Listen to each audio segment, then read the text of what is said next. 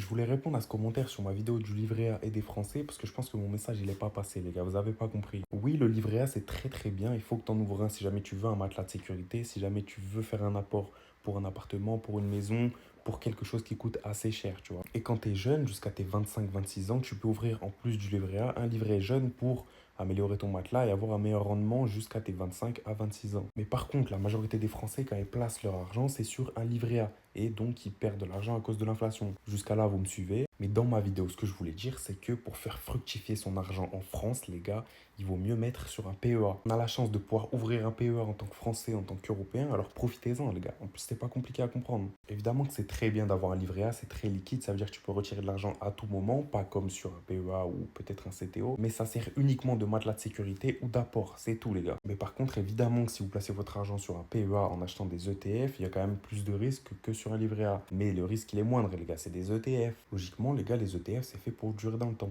Après, vous faites ce que vous voulez.